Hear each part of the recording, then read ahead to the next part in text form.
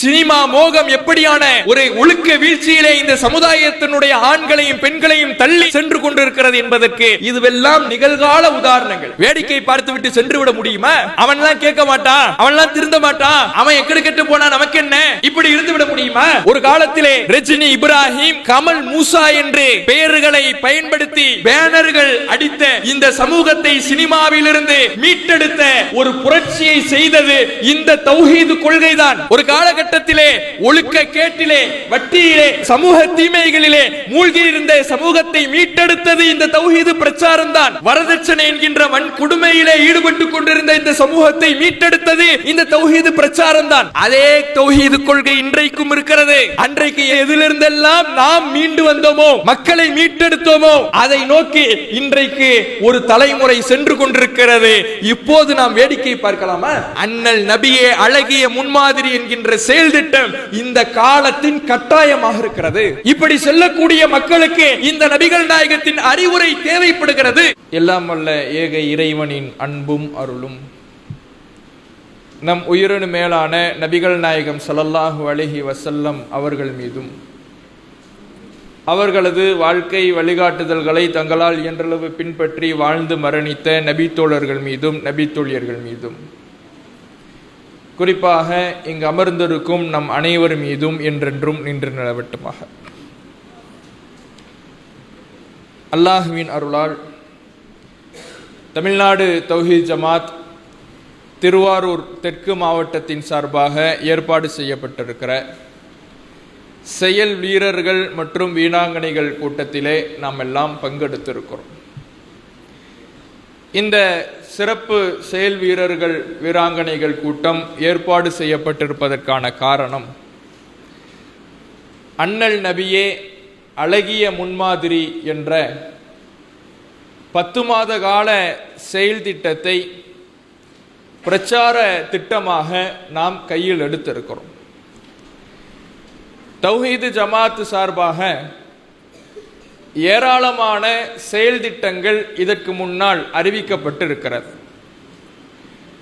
ஒவ்வொரு செயல் திட்டமும் ஒவ்வொரு பிரச்சார வடிவமைப்பை மையமாக வைத்து மக்களிடத்திலே குர்ஆன் ஹதீஸ் சொல்லுகின்ற கொள்கையையும் அது ஆர்வமூட்டுகின்ற வணக்க வழிபாடுகளையும் ஒழுக்க நெறிகளையும் பிரச்சாரம் செய்யக்கூடியவர்களாக இருந்திருக்கிறோம். அந்த வரிசையில்தான் தற்போது அண்ணல் நபியே அழகிய முன்மாதிரி என்ற செயல் திட்டத்தை கையில் எடுத்திருக்கிறோம்.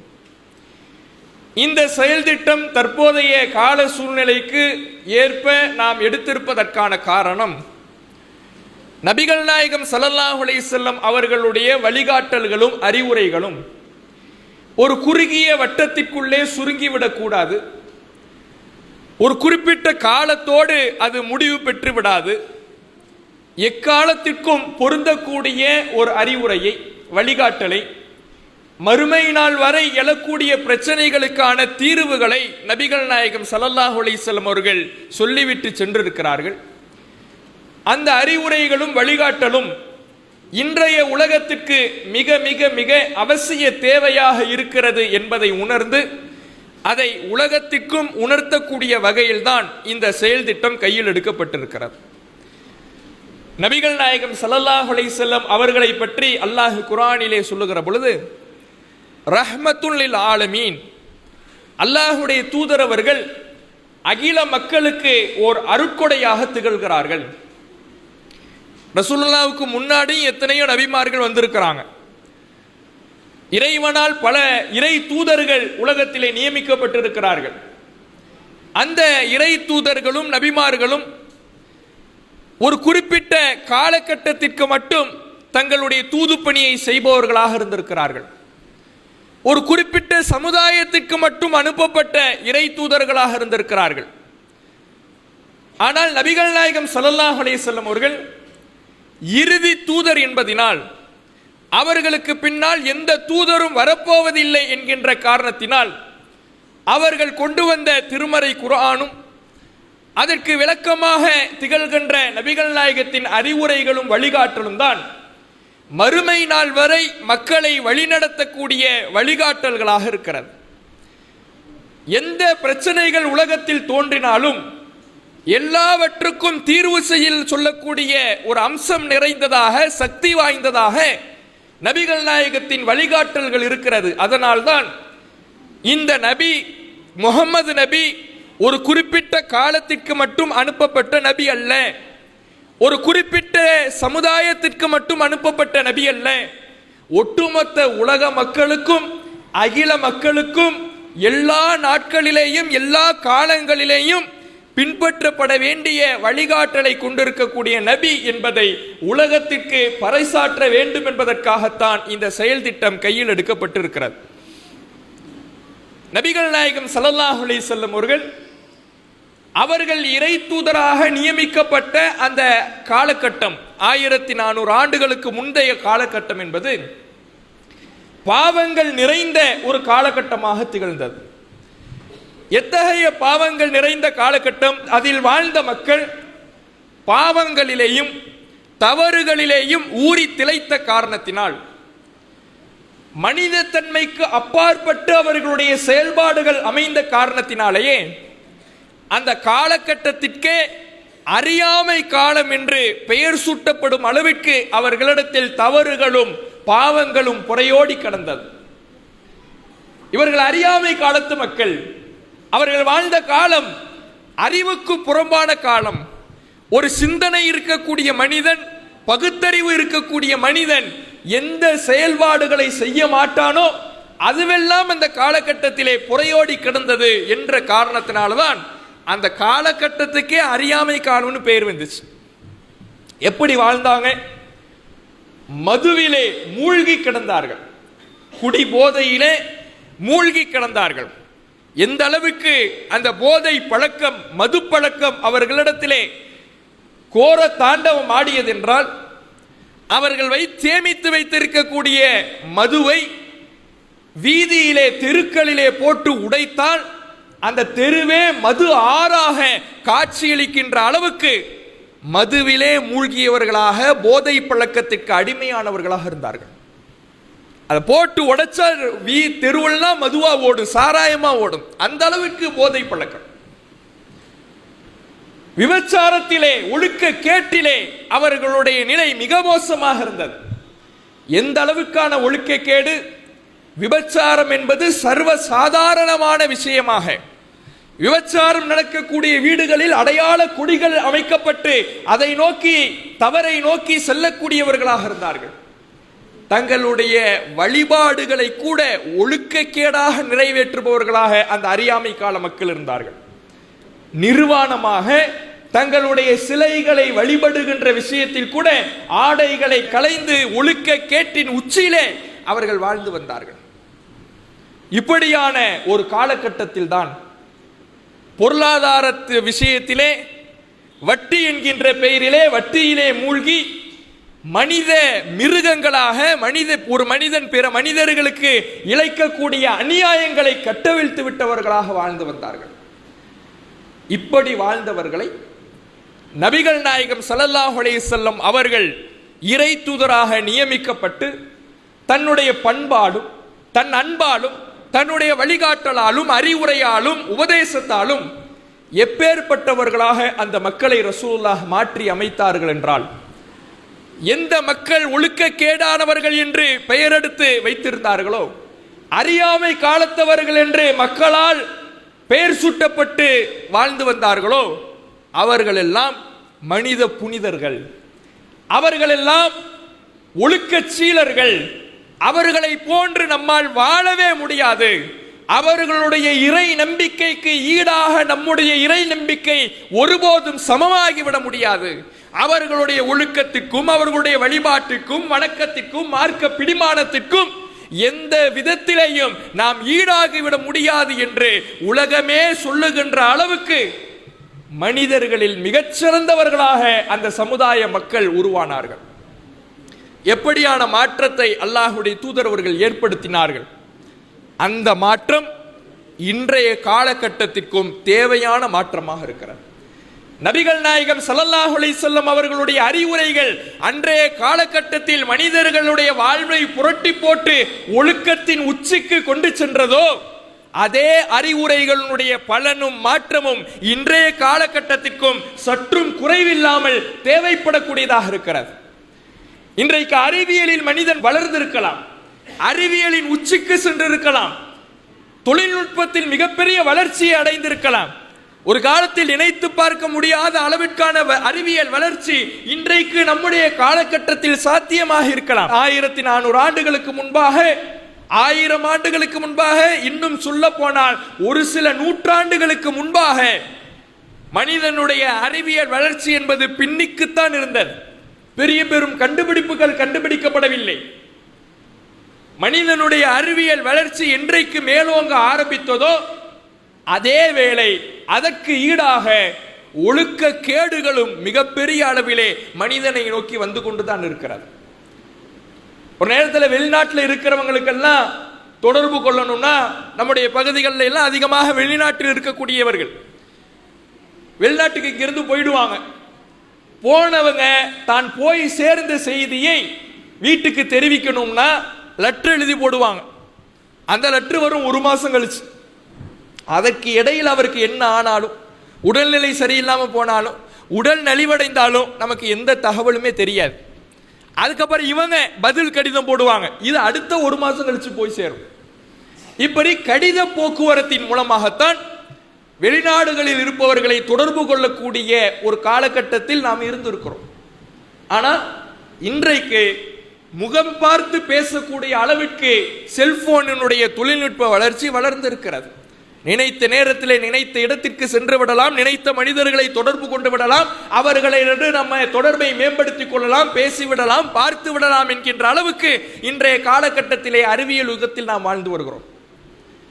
இப்படி எப்படி அறிவியல் உலகம் எந்த அளவுக்கு வளர்ச்சி அடைந்திருக்கிறதோ அதே அளவுக்கு அதன் மூடாக பாவங்களும் ஒழுக்க கேடுகளும் இன்றைக்கு சமுதாயத்திலே மிகைத்திருப்பதையும் நம்மால் மறுக்க முடியாது. ஒரு காலகட்டத்தில் தேடி சென்று தூரமாக இருந்த பாவங்களை தேடி சென்ற மனிதன் இன்றைக்கு அருகிலேயே, தன் வீட்டிலேயே, தன் கையிலேயே செல்போன்களின் வடிவிலே பாவங்களை சுமந்து கொண்டு செல்கின்றான். ஒரு காலத்தில் சினிமா பார்க்கணும்னா அவன் தியேட்டர்கள் என்பது மாவட்டத்துக்கு ஒன்று இப்படிதான் இருக்கும்.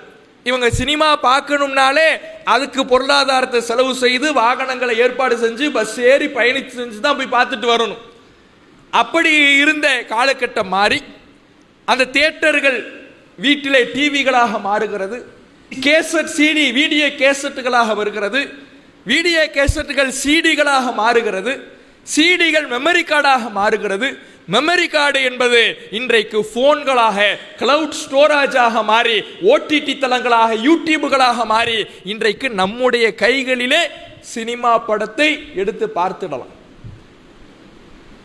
ஒரு காலத்தில் தேடி சென்று செய்த பாவம் இன்றைக்கு கையிலேயே இருக்குது, நமக்கு பக்கத்திலே இருக்குது, நம்ம வீட்டிலே இருக்கிறது, நம்ம உள்ளங்கையிலே இருக்கிறது.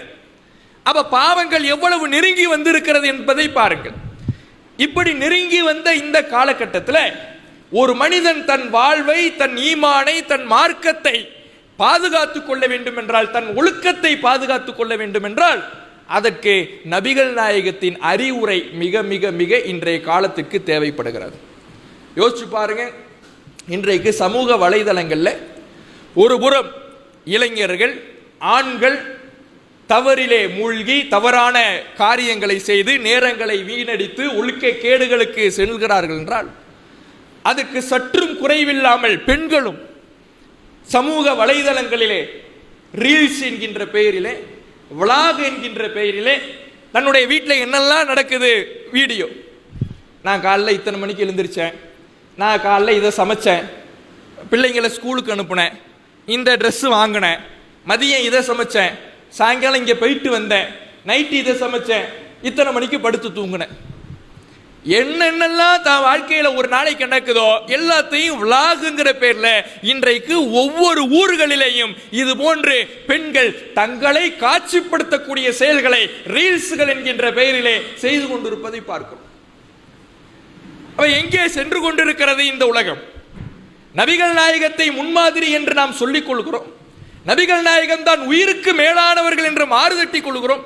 அல்லாஹ்வுடைய தூதர் அவர்களை நான் நேசிக்கிறேன் என்று சொல்லிக் கொள்கிறோம். ஒட்டுமொத்த சமுதாயமும் சொல்லுகிறது. இஸ்லாமிய சமுதாயத்தில் யாராவது ரசூலுல்லாவை திட்டுறான், ரசூலுல்லாவை ஏசுறான் அப்படின்னு பார்க்க முடியுமா? நபிகள் நாயகத்தை நான் நேசிக்கிறேன் என்றுதான் ஒவ்வொரு முஸ்லீமும் சொல்லுகிறான். எல்லா முஸ்லீமும் நபிகள் நாயகத்தை நான் நேசிக்கிறேன், உயிருக்கு மேலாக நேசிக்கிறேன். நபிகள் நாயகத்தை ஒருவன் இழிவாக பேசிவிட்டான் என்று தெரிந்தால் போராட்டத்தில் குதிக்க நான் தயாராக இருக்கிறேன் என்றுதான் ஒவ்வொருவனும் தன்னுடைய சமூக வலைதளத்திலே எழுதுகிறான், களத்திலே குதிக்கிறான். உண்மையான நேசம் என்பது அது மட்டுமல்ல. ரசூலுல்லாவை ஒருவன் ஏசிவிட்டான், இழிவுபடுத்தி விட்டான் என்று சொல்லுகின்ற பொழுது அவனுக்கு எதிராக கோப கணைகளால் எரிமலையாக வெடிப்பது மட்டுமல்ல, நபிகள் நாயகத்தின் அறிவுரைகள் என்ன சொல்லுகிறதோ அதன்படி நம் வாழ்வை அமைத்துக் கொள்வதுதான் உண்மையான நேசம். அந்த நேசம் விஷயத்திலே இன்றைக்கு பல முஸ்லிம்கள் பின்தங்கி இருப்பதை பார்க்கிறோம். ஒரு பக்கம் நபிகள் நாயகத்தை நான் நேசிக்கிறேன், என் இறை தூதர் முகமது நபி அவர்கள் தான் என்று உலகத்துக்கு சொல்வான், வாட்ஸ்அப் ப்ரொஃபைல் பிக்சர் வைப்பான், ஃபேஸ்புக்கிலே ஸ்டேட்டஸ் போடுவான். இன்னொரு பக்கம் அந்த நபிகள் நாயகம் எதை தடுத்தார்களோ அந்த பாட்டையே ஸ்டேட்டஸா வச்சுப்பான்.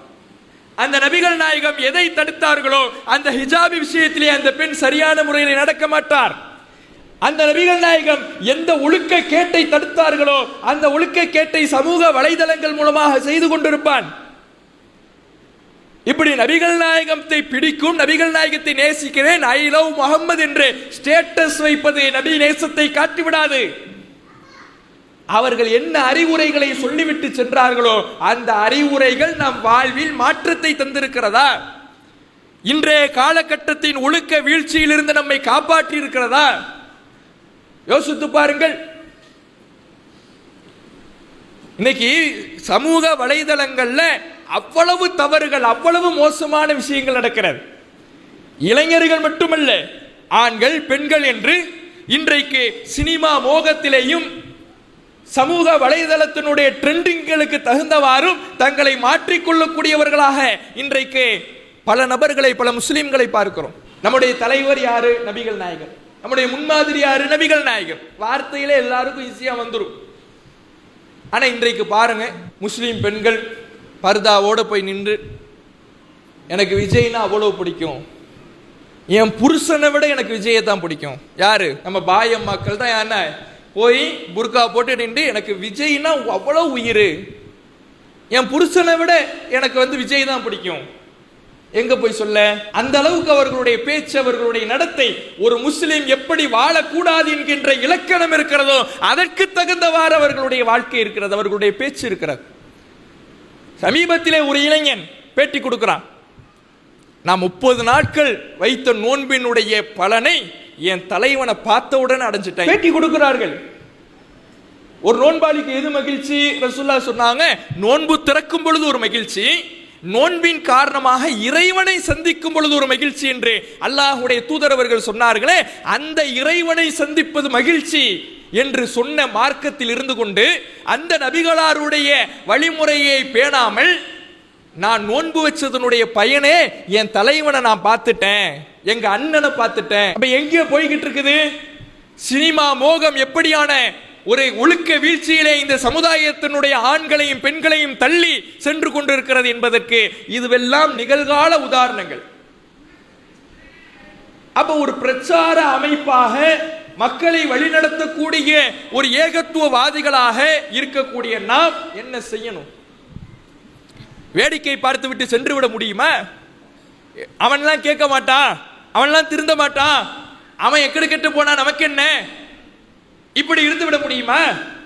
ஒரு காலத்திலே ரஜினி இப்ராஹிம், கமல் மூசா என்று பெயர்களை பயன்படுத்தி பேனர்கள் அடித்த இந்த சமூகத்தை சினிமாவிலிருந்து மீட்டெடுத்த ஒரு புரட்சியை செய்தது இந்த தௌஹீது கொள்கைதான்.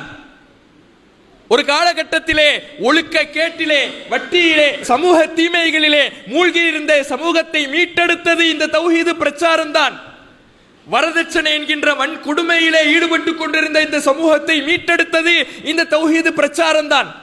ஹிஜாப் என்றால் என்னவென்று தெரியாமல் பெண்கள் இருந்த காலகட்டத்திலே பெண் ஒழுக்கத்தை போதித்தது இந்த தௌஹீது பிரச்சாரம் தான். கந்தூரி விழாக்களிலேயும் தர்காக்களிலேயும் கூட்ட நெரிசல்களிலே சிக்கி அவர்கள் இந்த ஆடல் பாடலிலே நடனமாடி குடிபோதையிலே ஆடல் பாடல்களிலே ஈடுபட்டு இருக்கக்கூடிய அந்த ஊர்வலங்களுக்கு பெண்கள் செல்லுகின்ற பொழுது அதை தடுத்து நிறுத்தியது இந்த தௌஹீது கொள்கைதான். அதே தௌஹீது கொள்கை இன்றைக்கும் இருக்கிறது.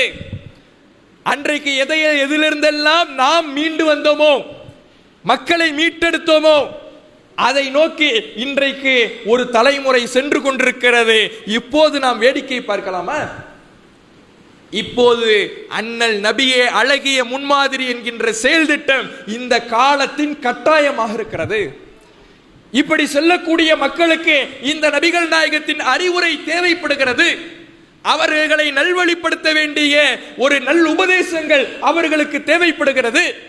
அவர்களுக்கு கொடுக்க வேண்டிய உபதேசங்களை நாம் கொடுக்க வேண்டும், அறிவுரைகளை வழங்க வேண்டும் என்பதற்காகத்தான் இந்த செயல் திட்டம் கையில் எடுக்கப்பட்டிருக்கிறது. அல்லாஹ் திருமறை குர்ஆனிலே சொல்லுகிறான், லக்கத் கான லக்கும் ஃபீ ரசூலில்லாஹி உஸ்வத்துன் ஹஸனா லிமன் கான யர்ஜுல்லாஹ வல் யௌமில் ஆகிர். யார் அல்லாஹ்வையும் மறுமை நாளையும் நம்பி வதக்கரல்லாஹ கஸீரா, அல்லாஹ்வை அதிகமாக நினைவு கூறுகிறாரோ, திக்ர் செய்கிறாரோ, அவர்களுக்கு அல்லாஹ்வின் தூதரிடத்தில் தான் அழகிய முன்மாதிரி இருக்கிறது. அல்லாஹ்வை நம்பிவிட்டோம் என்றால், மறுமையை நம்புகிறோம் என்றால், சுவனத்தை விரும்புகிறோம் என்றால், நமக்கு முன்மாதிரி அல்லாஹ்வின் தூதர். அந்த தூதரை முன்மாதிரியாக ஏற்றுக்கொண்ட சமூகம் வெறும் வார்த்தைகளில் அதை சொல்லக்கூடாது, வாட்ஸ்அப் டிபிகளிலே சொல்லக்கூடாது.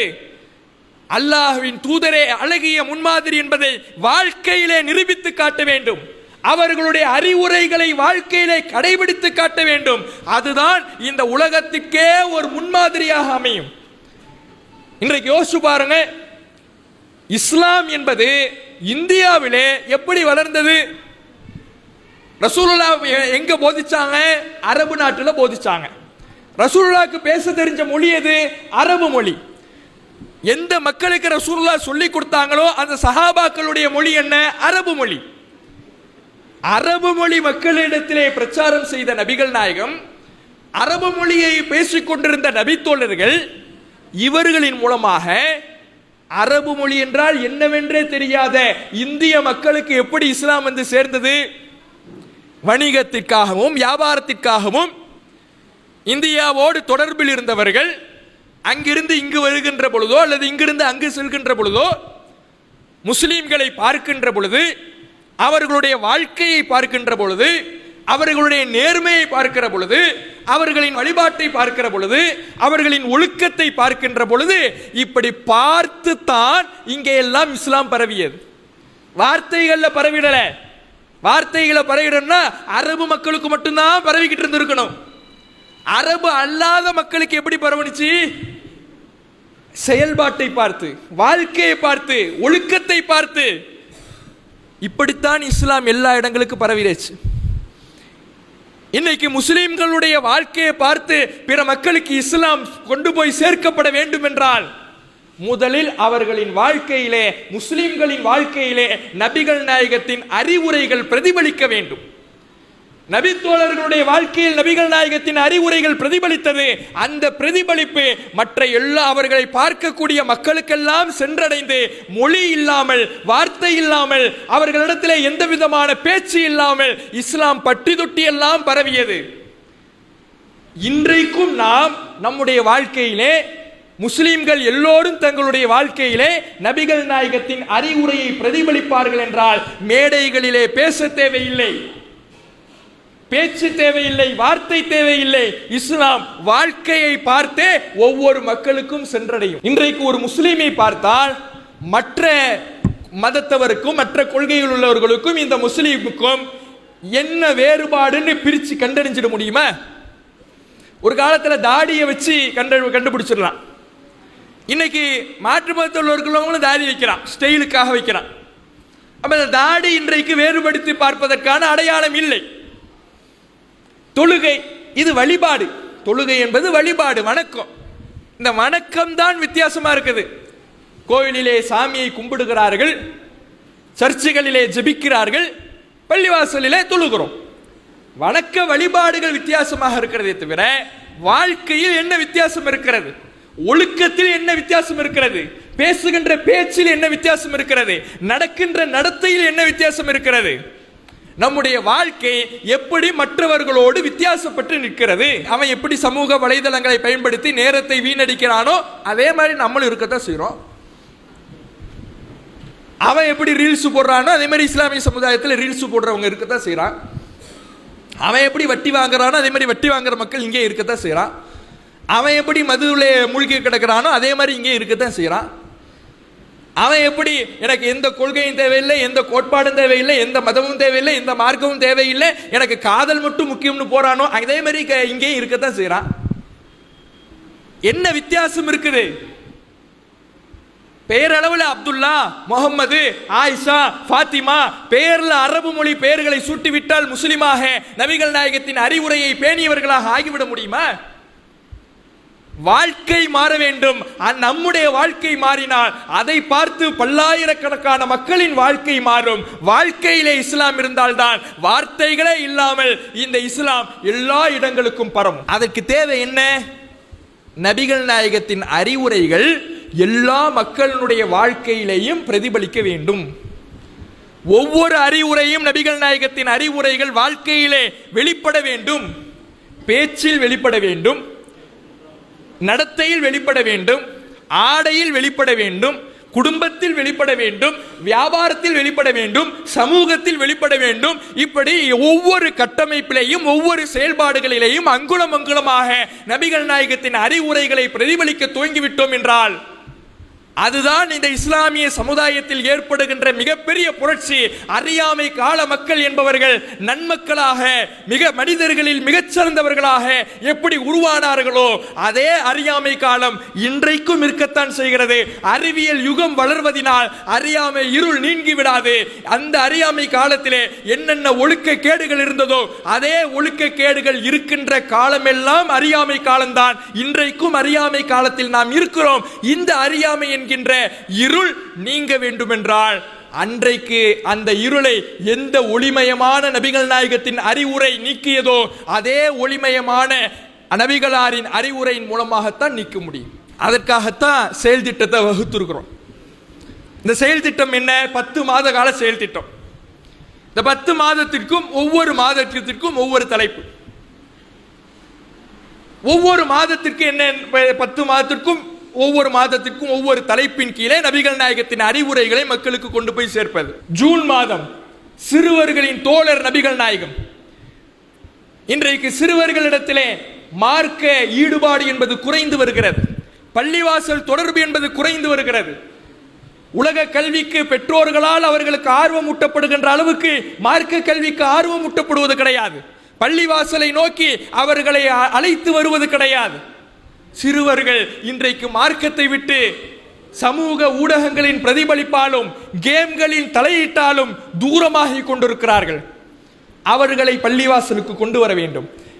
நபிகள் நாயகம் சிறுவர்களுக்கு எப்படி தோழராக விளங்கினார்களோ அதுபோன்று ஒவ்வொரு பள்ளிவாசலில் இருக்கக்கூடிய நிர்வாகிகளும் தாயிகளும் ஒவ்வொரு மக்களும் மூத்தவர்களும் அந்த சிறுவர்களுக்கு தோழர்களாக விளங்கணும். ஆனா நிலைமை எப்படி இருக்கு? சின்ன பையன்னா அவன் ஏதோ வளர்ந்து பக்குவம் அடைஞ்சு பல பிரச்சனைகளை பார்த்து விவரமா இருக்கணுங்கிற மாதிரி நம்ம எதிர்பார்ப்பு இருக்கிற காரணத்தினால அவன் ஒரு சின்ன தப்பை செஞ்சுட்டா கூட அவ்வளவுதான். அவன் அடுத்த நாள் பள்ளிவாசலுக்கு வராம இருக்கிறதுக்கு என்னெல்லாம் செய்யணுமோ அதையெல்லாம் நம்ம செஞ்சிடுவோம். சின்ன பையனா தப்பு செய்ய தான் செய்வான். சின்ன பையனா அவனுடைய விவரம் அவ்வளவுதான். பள்ளிவாசலுக்கு வந்தா ஓடுவான், ஆடுவான், பேசுவான், தொணம்பா, தண்ணி இல்லைன்னா கீழே கொட்டுவான், பைப்பை திறந்தா மூட மறந்துடுவான். இது எல்லாமே அவனிடத்துல இருக்கும். அதெல்லாம் இருந்தாதான் அவன் சின்ன பையன். ஆனா இதை நம்ம பார்த்துட்டோம்னு வைங்க பள்ளிவாசல்ல, அவ்வளவுதான். நபிகள் நாயகம் ஸல்லல்லாஹு அலைஹி வஸல்லம் அவர்களுடைய காலம் எப்படி இருந்தது தெரியுமா? இப்னு அப்பாஸ் ரலியல்லாஹு அவர்கள் சொல்லுகிறார்கள், நான் சஃப்புகளிலே நபிகள் நாயகம் ஸல்லல்லாஹு அலைஹி வஸல்லம் அவர்கள் தொழுகை நடத்தி கொண்டிருக்கின்ற பொழுது சஹாபாக்கள் எல்லாம் பின்பற்றி தொழுது கொண்டிருக்கக்கூடிய வேளையிலே சஃப்புகளுக்கு குறுக்காக நான் கடந்து செல்வேன் என்று இப்னு அப்பாஸ் ரலியல்லாஹு அவர்கள் அறிவிக்கிறார். மிகச் சிறியவர். நபிகள் நாயகம் மரணிக்கும் பொழுதே 10 வயது இருக்கக்கூடிய சிறியவர். ரசூலுல்லாஹ்வுடைய காலத்திலே தான் பள்ளிவாசலிலே எப்படி இருந்தேன் என்பதை அறிவிக்கிறார்கள். இப்னு அப்பாஸ் ரலியல்லாஹு அவர்கள் விரட்டப்படவில்லை, கத்தப்படவில்லை. இப்னு அப்பாஸ் ரலியல்லாஹு அவர்கள் பிறரால் பள்ளிவாசலிலிருந்து விரட்டப்படவில்லை. அவர் அன்றே விரட்டப்பட்டிருந்தால் இஸ்லாமிய உலகின் மிகப்பெரிய பேரறிஞராக அவர் எதிர்காலத்திலே உருவாகி இருக்க முடியாது. அதிகமான ஹதீஸ்களை அறிவித்த நபித்தோழர்களில் ஒருவர் இப்னு அப்பாஸ். பல சட்டங்களின் விளக்கு உரைகளை கொடுத்தவர் இப்னு அப்பாஸ். மிகப்பெரிய விவாத களங்களை நடத்தி பல வழி தவறியவர்களை சத்தியத்தின் பால் அழைத்து வந்தவர் இப்னு அப்பாஸ்.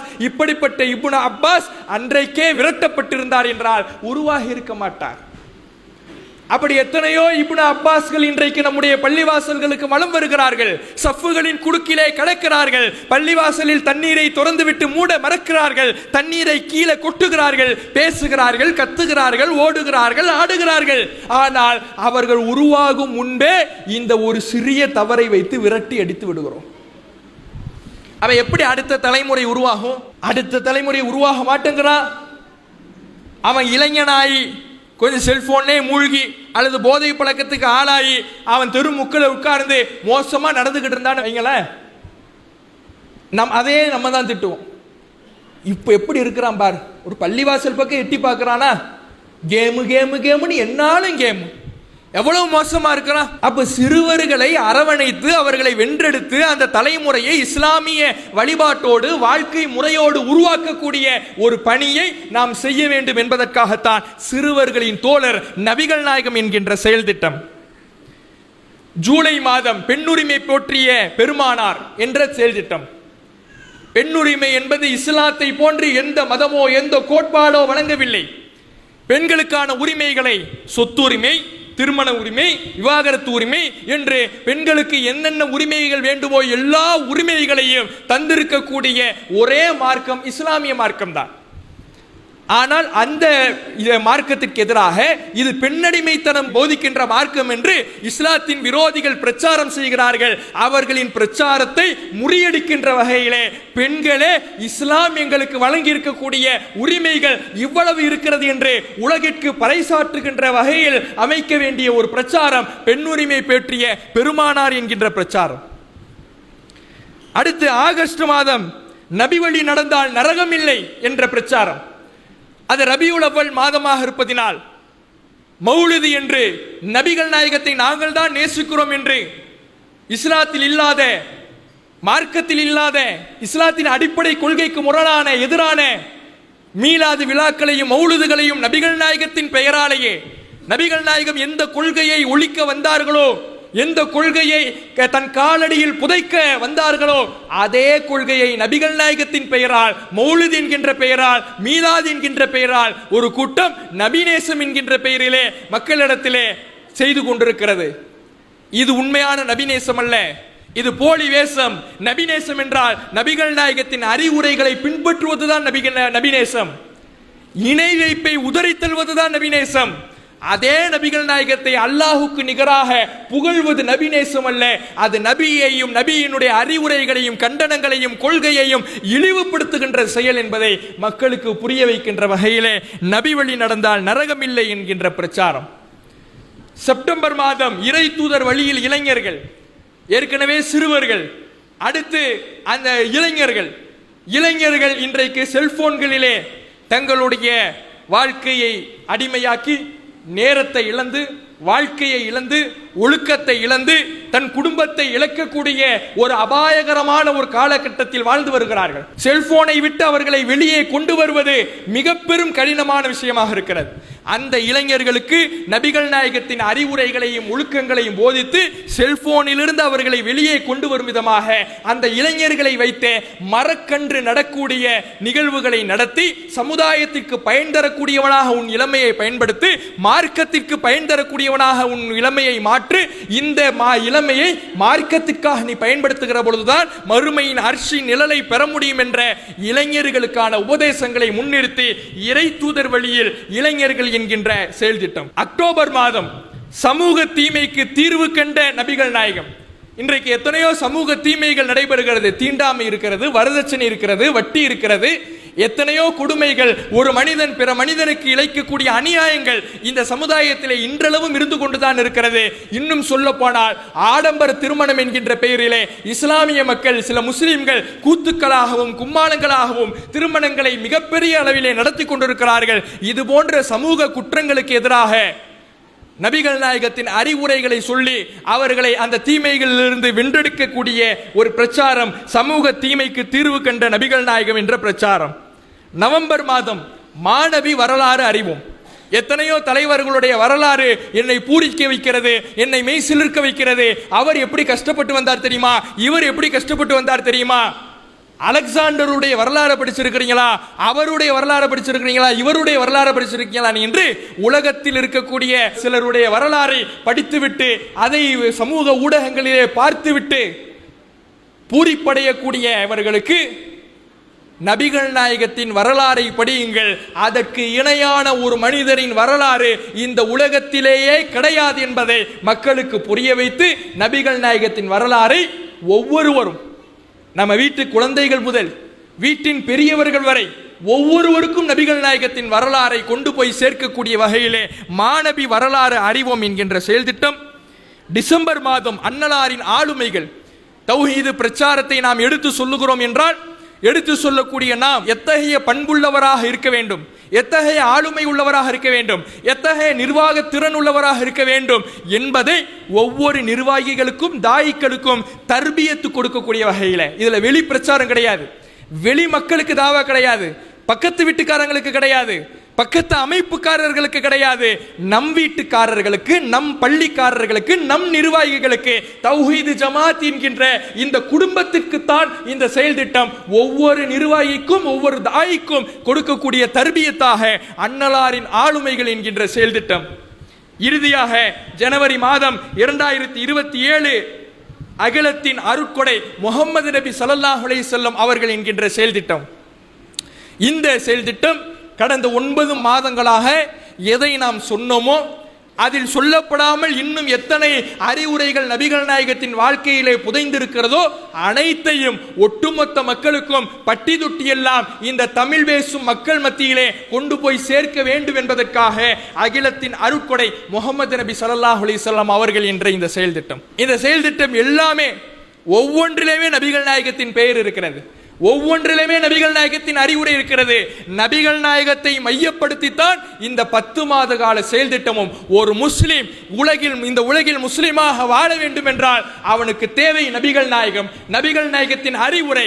அந்த நபிகள் நாயகத்தின் புகழை ஒட்டுமொத்த அகிலத்திற்கும் எடுத்து சொன்னால் எல்லா மக்களும் நேர்வழியை நோக்கி கவனம் ஈர்ப்பு அடைய ஒரு உதவியாக இருக்கும். நபியே, உம்முடைய புகழை நாம் மேலோங்க செய்தோம் என்று அல்லாஹ் சொல்லுகிறானே, அத்தகைய புகழை உலகெங்கிலும் மேலோங்க செய்வதற்கு, பட்டி தொட்டி எல்லாம் பரவுவதற்கு நம்முடைய பிரச்சார பயணத்தை இன்ஷா அல்லாஹ் துவக்கி ஒவ்வொரு இடங்களிலேயும் நபிகள் நாயகத்தின் புகழ் ஓங்குவதற்கு, பிரச்சாரம் சென்றடைவதற்கு, அறிவுரைகள் பிரதிபலிப்பதற்கு இன்ஷா அல்லாஹ் செயல் வீரர்களும் வீராங்கனைகளும் உழைப்போம் இன்ஷா அல்லாஹ். அஸ்ஸலாமு அலைக்கும் வரஹ்மத்துல்லாஹி வபரகாத்துஹு. அல்லாஹு அக்பர், அல்லாஹ்